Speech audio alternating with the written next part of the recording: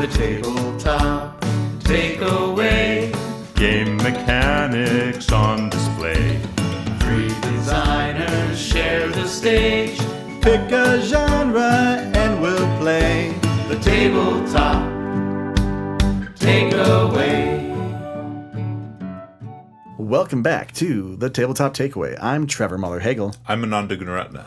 And I'm Charlie McCarran. And today we're continuing our series on route building games with Wabash Cannonball. Wabash Cannonball. Wabash Cannonball. We've been trying to teach me this for the past hour. And There's we a even song. listened to the Johnny Cash song. Yeah. Wabash Cannonball. There it is. I found it. Yeah. You just have to sing it. Okay. So this is a game. It's not a very traditional route building game because the routes you are building are not yours, which I really enjoy. They're actually the companies that you are invested in. So all of the players at the table can get different shares of the different railroads as they make their way westward to Chicago. So we're all starting out on the East Coast, or at least all the companies are. And you start off by just bidding on different shares of those companies. And you always start with every company except for one being auctioned off at the start. So you end up with kind of a blend of all of them. I really like the kind of action selection system. It kind of determines how long a round is. So you have three different actions. You have development actions, capitalization, and expansion. And each one of those has a different meter. So you can only do I think it's 3 capitalizations per round. And then Which is bidding on stock. Right, bidding on stock. Expansions, I think you can do up to 4, maybe 5. Development. Development, excuse me. Yeah. Development is 4 or 5. And those just develop different hexes that you take your train through, or your train tracks. And then you can also do the expansion, which allows you to put down more train tracks for the companies by spending the company's money, which they got that money from your initial capitalization for bidding on those stocks. And I really like how that kind of all talks to each other. It's very simple from a mechanical standpoint, but doing the calculations can get a little bit funky because they pay out basically dividends based off of their total income. And if there's 3 different dividends out and they have, let's say, $19 of income, then you have to divide by 3, but then you round up, and that's per share. And, it gets a little bit nitty-gritty with those calculations. It's definitely an older game. I think it's from the 90s or earlier, 70s. I don't remember exactly. This print was from 2023, and it does not look like it, which I think is really funny. But yeah, what were your guys' thoughts as far as a route building game goes? So, one of the interesting aspects of the route building on this one is that so the development action allows you to develop spaces, but which does different things based on what the space is. Right. So you build your routes through different types of terrain. There's farmland, which I don't believe can be developed. Correct. There's mines, which increase the income of the railroad company and then increase it more if you develop them. And then there's also cities, which you can develop to increase the income. And there's forests, which you can develop to cut down the trees and gain money for the railroad, which I don't. We didn't do. We didn't do that because there was so much money in the railroads already. Yeah.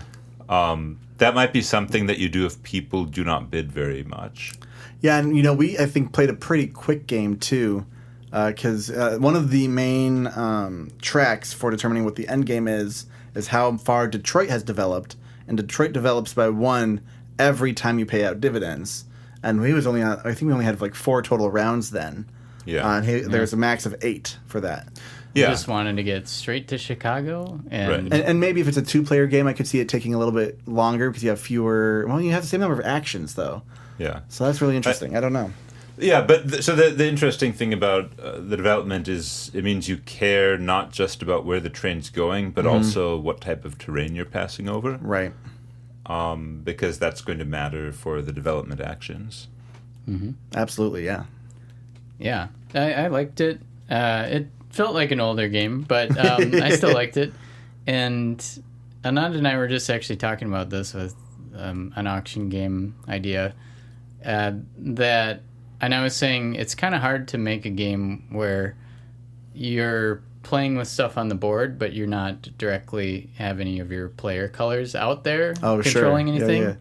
And I thought it did pretty well considering that is a tricky thing to do. Yeah. And like I liked the aspects where your bid adds into the pool that company can then use. I think that's actually the most clever part. I think that, Giving I me haven't another seen. reason to bid more money, Yeah. I think is really fascinating. Yeah. And I really Yeah. like that. Because if you if you win bids very cheaply, that also means the train company can't expand very much. Yeah, Yeah. My initial company that I was like really focused on, I got 3 of 4 shares within the first round or so of the game, and I had no money. So I think my last share I bought for like $6 or something. Like, oh my god, I need to save up for that last one because, yeah. And it was weird at first figuring out. So one of the actions is putting up a item for bid, and it was really hard to determine at first, like what color should I put up for auction? Am I putting up something that at first I was like, oh, I should always put up something that I want to bid on, like someone else's player color. Sure. But then I thought, well, actually, maybe I want to put up my own color for bid, so you can get more someone money else in the company too. Yeah, someone else will pay in money to my own company, but then we split the profits. Right. So, yeah. Right.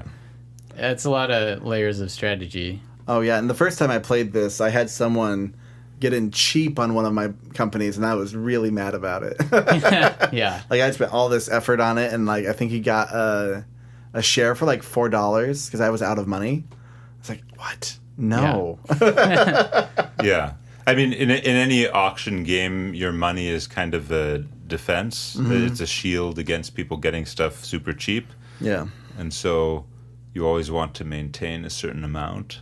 Yeah. And I've never honestly felt in a game like you got to spend money to make money. This like drives that point home, and the most money wins the game. So the same thing that you're spending is what gives you victory points.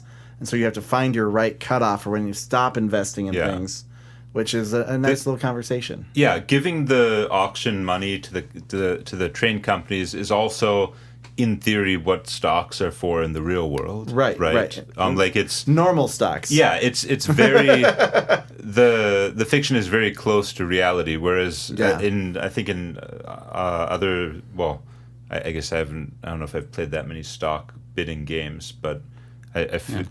It feels alienated normally. Like you normally don't feel like there's a connection between the money you put in and what the company has. Normally they're modeling it on speculation, right? Like you buy the thing and then you want the number to go up, which I think you sell at a higher number so you make money. Well, and that's how a lot of people look at stocks in the modern world. Buy the thing, the number goes up. You don't really.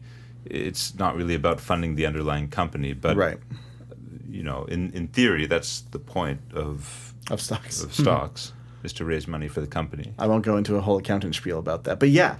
And I think it just translates that really well, especially for, early America and how, it was much, simpler back then with how this was all done. And yeah, I think there's a lot of valid kind of concepts in the game for it being relatively simple to play, a little difficult to strategize around and know for sure where you're going to stand at the end of the game. And they dangle a lot of carrots. So like the final, let me check it. The Wabash. Wabash. Oh my god. I mean, see, now I'm recording. That's why I can't do it again. That's fine. But yeah, so that final railroad unlocks when someone gets to Chicago, and so suddenly a new railroad unlocks. Yeah, the name of the game, the Wabash train depot. Wabash. Yep. Wabash. There it is. That was the part that was pretty funny to me because it's clearly just like kind of a tagged on thing. A little bit, yeah. It's like, okay, is someone going to develop this railroad? It appears at the end of the game. Yeah. But then it can drive straight to Chicago, and Chicago gives you a lot of money and income. Yep. So but it was a bad investment for me, I'll just say.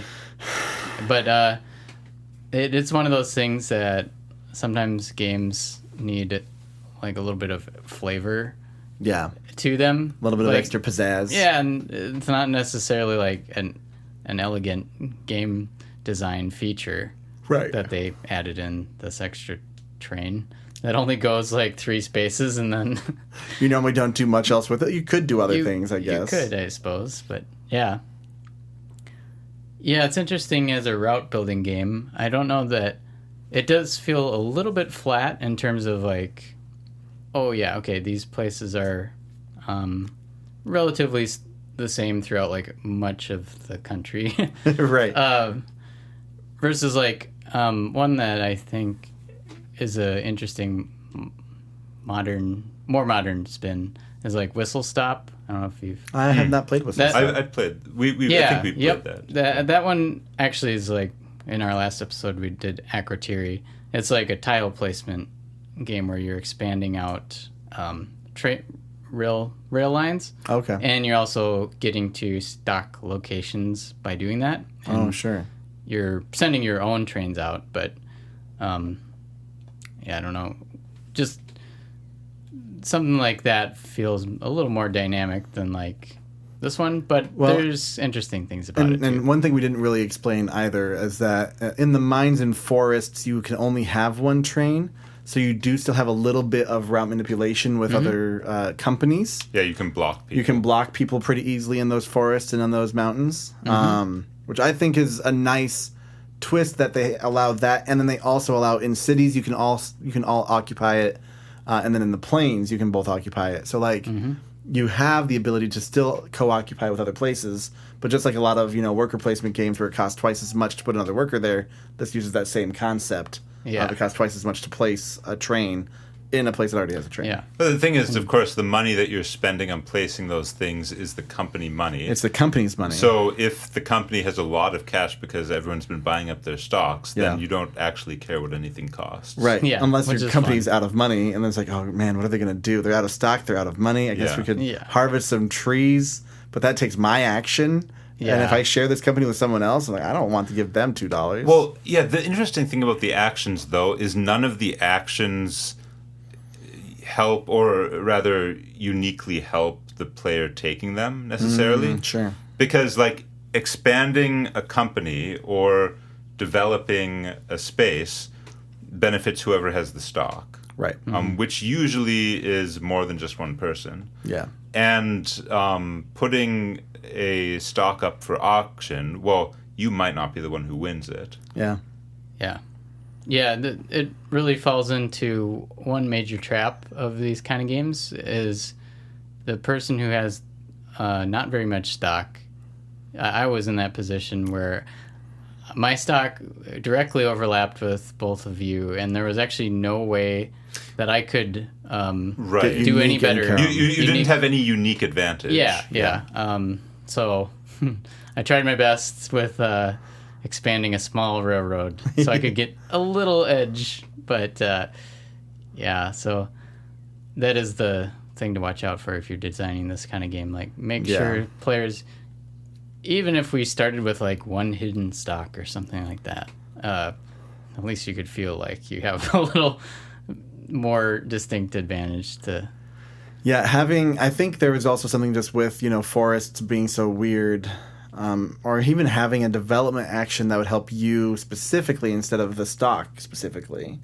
I think that could be a really nice thing, so that I need to spend my action to help me become a little bit more unique so that I can get ahead in this other way now. Yeah, I think the key point is everyone needs something unique. Yeah. That they can believe in, believe that it will lead to their victory. If they use it right and perfectly, then maybe they can win still. It may not be the best advantage, but right. But you need to feel like somebody else isn't in a strictly better position than you. Right.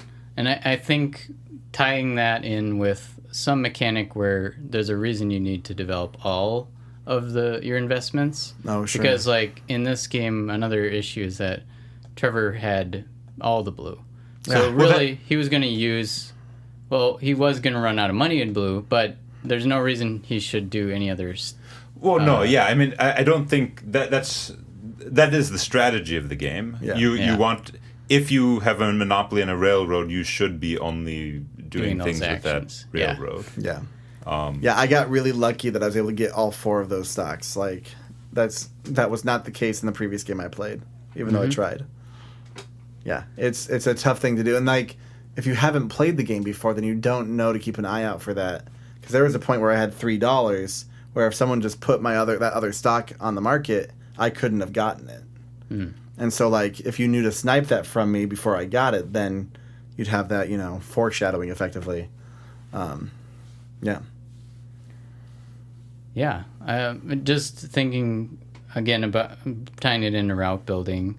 So like this one is a little unique also in that we're all building all these routes in one direction. It's kind of a race to Chicago because that's a really good It's at least got the feel for it. Yeah. Which I mentioned Whistle Stop is also like that. You're going in one direction as a tile laying game. And versus like Acrotiri expanding out to any sort of direction you want. And we'll see in our next game too, when we talk about Bus. There's a little spoiler there, but yeah. What do you guys think takeaways though from this game? Well, okay, so Charlie, we've talked a little bit about Indonesia, the board game, and auctions, and the question of where does the money go in the auction. Mm-hmm. And I think this was maybe the first game I played it before Indonesia, where I saw that. Because I think the really cool thing about the auction in this game is that rather than the money just sort of disappearing into the void, it actually goes somewhere useful. So you care not just about who wins the auction, but also like how much money is going into the company. Is going into the company. And the money isn't lost, it can be used again. Mm-hmm.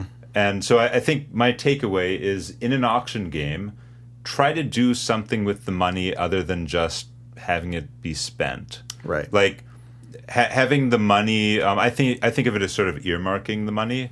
Mm-hmm. So like before you win the auction, the money is just very useful. You can use it for anything. It's very flexible. But after you win the auction, the money is now earmarked for a specific purpose, and it can only be used for that purpose. Yeah. And I think this is really cool because it gives players another reason to bid high amounts besides just winning the auction. And you can extend it and also do interesting things like have players who didn't win the auction also have to earmark their money for a purpose, right, which is what Indonesia does. But so I think my takeaway is you don't always need to spend or to remove spent money from the system in auction games, and often it's more interesting if you make the money if you reduce its utility but still give it a use. It kind of puts it into the economy or into a new economy. Yeah. I like it. I think that is the coolest part of the game to me. But I'll say my takeaway, second most innovative part, I think, is that action track where it's real simple, but we all have access to all three of these actions. But every time we use them, it's progressing towards the end of the round. And the idea that, yes, we all can do the actions for all of the train colors. Like you said at the beginning, we could even mess up one train that we don't have a stake in. Well, you would have to have a stake in it to mess it up because you can only take actions with your own. Yes. You can. Okay. Yeah. Well, never mind. Yeah, you can't expand on someone else's train. You have to be an owner. But that's what I actually really like, and it's my takeaway, is using the concept of shareholding as the ability to take an action on behalf of the company. And I think that is such an interesting idea. I really want to design a game around that now. And so I might give it a try. We'll see what happens. But yeah, it's just a really cool concept in a game, and it's not obviously a route building takeaway. But yeah, just in terms of playing with almost these NPC style characters that you can influence based off of your money. And I kind of want to play with it a little step further, where if you're a majority shareholder, then you have special powers versus a minority shareholder, and just have that simple difference and how that affect how you play the game. Yeah. So it's added a lot of inspiration for me to kind of pursue that. And play around with Indonesia, which I know Ananda mentioned as well, Yeah. and see what that plays like. And I mean, this is the Wabash Cannonball episode, so they don't need to be route building takeaways necessarily. That's true. They just need to be Wabash Cannonball takeaways. My Wabash Cannonball takeaway is that Trevor can't say the word. yeah, no. Mine is that I only lost money on Wabash Cannonball itself, the rail line, but I had fun doing it. So There you go. All right, well, we'll wrap it up there, and tune in next time when we talk about bus. Hey, thanks for listening to The Tabletop Takeaway. This podcast is made possible by listeners like you. So please tell your friends and visit our website at thetabletoptakeaway.com, where you can suggest games and mechanics for us to cover next on the show.